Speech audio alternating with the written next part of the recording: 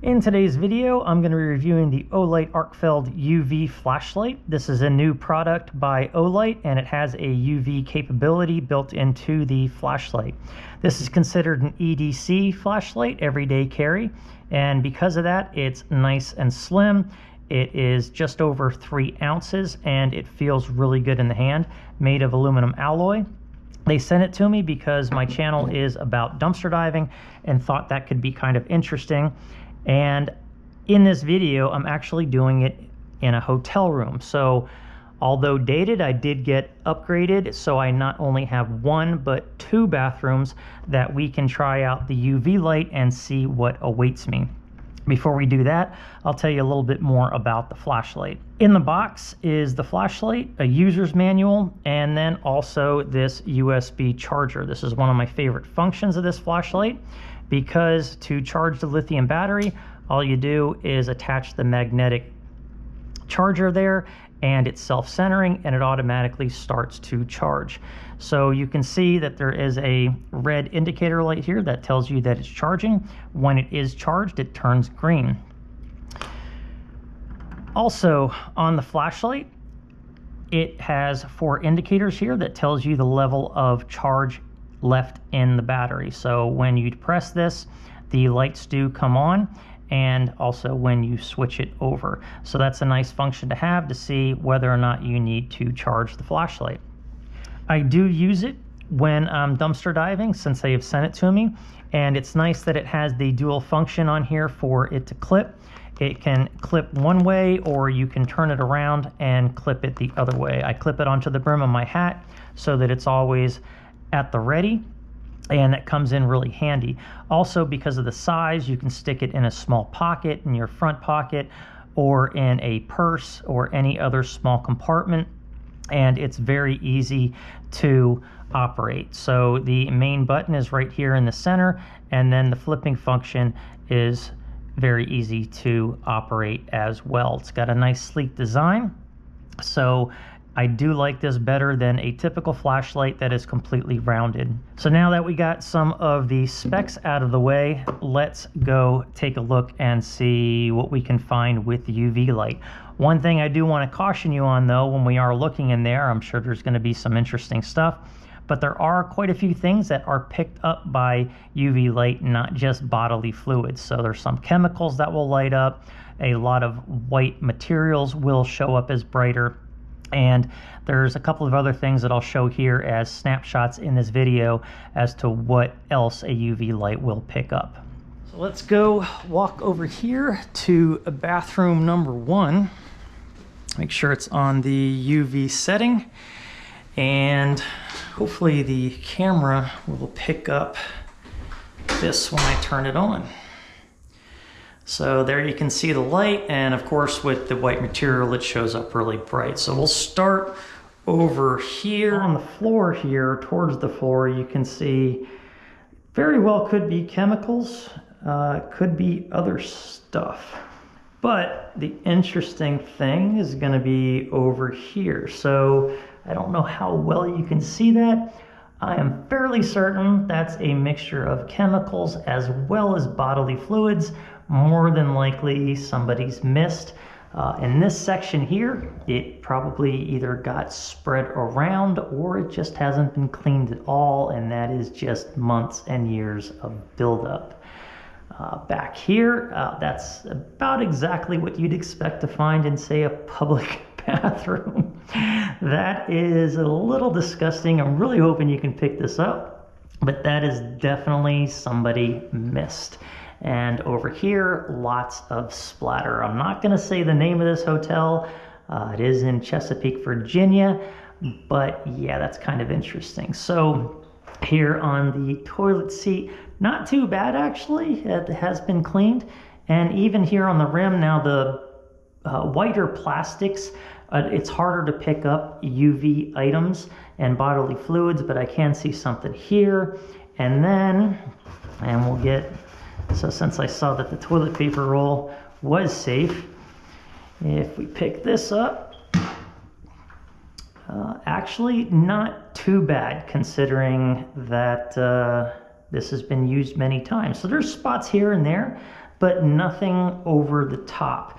So let's go over here to the sink.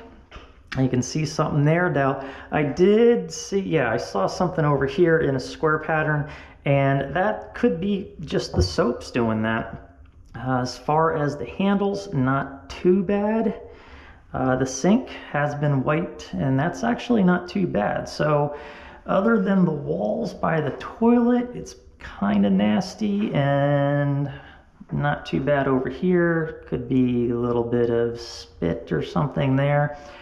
And then over here, you can see where it says off.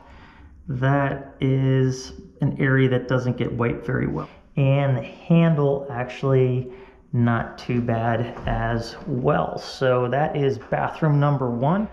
And here is bathroom number 2. So that's kind of interesting all along the frame there. Sometimes you wonder how some of this stuff gets here. So here in the sink area, not too bad. So those are just fibers. So you can, you know, from the white towels, they do get fibers all over the place, and that's pretty much what I'm picking up here. The handle's not too bad. The base is a little bit questionable. You can see some sticky residue down here. Nothing to be too concerned with. And then probably you can see that this has been sponged in these areas, and so it might be chemicals. It could just be smearing of some nasty stuff. There is obviously spit or something. So here's the tub, and yeah, so again, it's some of this stuff, it's hard to see whether or not it's from cleaning chemicals or bodily fluids. If it's a splatter, it's pretty obvious what it is, but in this case, not too bad. The base of the tub is relatively clean, so it has been wiped pretty well. The outside of the tub is a lot more questionable. And then that's what you don't want to see in a bathroom. So that there is, yeah, that is just somebody missed and overspray, and it obviously has not been wiped. On the seat here, a couple of spots there, and like that spot there, I think is just from the plastic. It's a little bit thinner there. Around the edges, not too bad. And then you get down here, and you can see the runs. So they obviously are not wiping the bottom of the toilet. And then down here, you have probably a combination of chemicals and bodily fluids. Back there, definitely bodily fluids. Here is a smattering of probably both. Fairly disgusting, actually. So, yeah, expected more from this hotel chain, but in today's world, you just, as far as help goes, you don't know what you're going to get. And then this, I don't think that's cleaning. I don't know what that is there and there, but yeah, as an ex-germaphobe, that would totally freak me out, and I'd be wiping a lot of stuff down. But I'm kind of past that now, and now I'm not nearly as worried as I used to be. Still wipe a few things down. So this room's a little bit darker, so hopefully you can pick some of this up. You do got a couple of smatterings of something, but it could be lotion. Laundry detergents and some lotions will actually, even highlighter markers will show up on UV light. But as far as the bed goes, nothing stands out on the sheets, which is good, and nothing really on the headboard. Up here you can just see dust, so that's no big deal. And then over here on this bed, not too bad.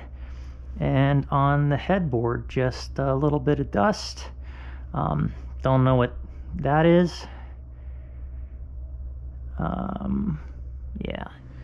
Yeah, wow. It's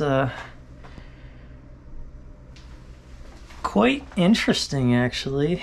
So sometimes it's better not to have a UV light, but if you want to know what you're in, this will be a good way to do it. I mean, look at, so hopefully you can see that on camera, but it's either been badly wiped or poorly wiped.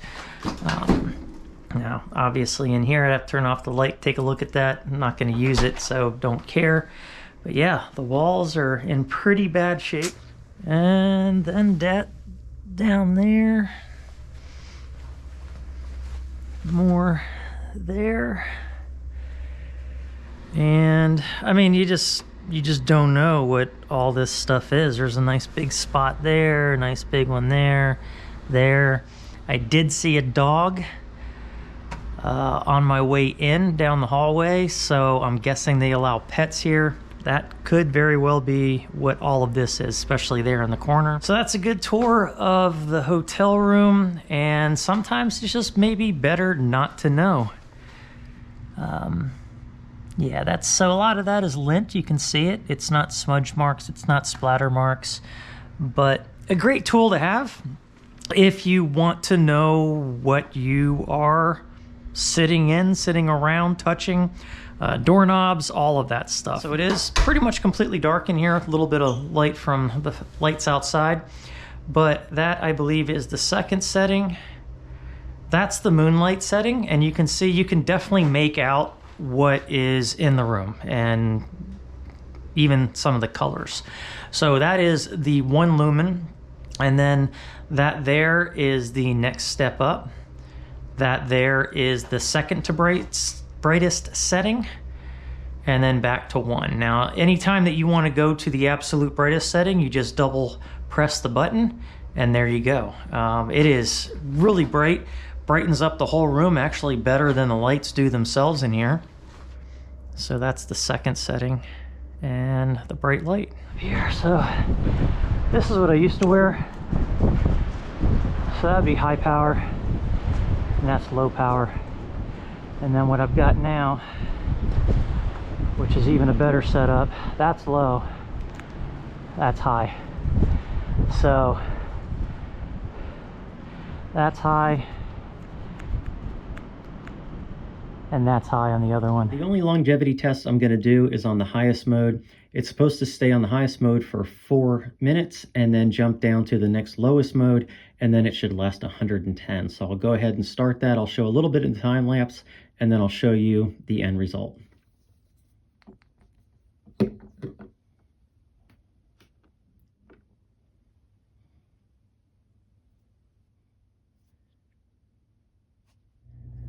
So the light started to dim on its own at around the 4-minute mark. So I'm gonna go ahead and leave that on and leave that with the timer and see where we end up.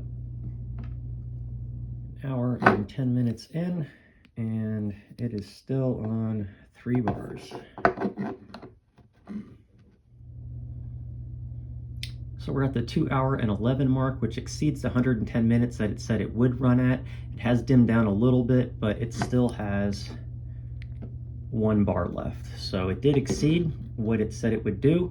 So overall, good performance on the longevity of the light. My overall feelings on this light, everything that I've shown is a positive. The only thing that I have that's a neutral, not even a negative, is I wish the UV light was a bit brighter, because you do have to get pretty close to stuff unless it's really, really dark to make out what's on a wall or a surface area. But for the size of this, I really can't complain about the UV light that does come out of this. It is fairly powerful for the size of the light. So like I said, that's only a neutral aspect.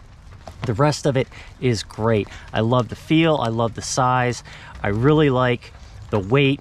The stainless steel clip is really nice that you can put it on both ways, and that low profile, that's just great for putting on my hat and doing the dumpster diving. And I've already used it around the house, outside, and in many different situations, just testing this out.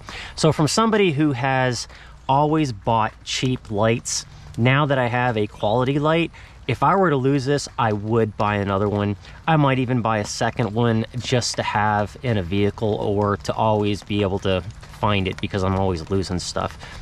So if you want to check this out, the link is in the description, and I'll also add one in the comments. At the time of this video, they are running a 25% off special for this, and there's also, I think, a bonus safety light that might come into play as well. So you have to check out Olight, check out their site, check out this site and their other offerings, but definitely worth getting. And really glad they sent this to me. Glad I had the chance to check out a great product like this. So thanks for watching. I appreciate it, and I'll talk to you later.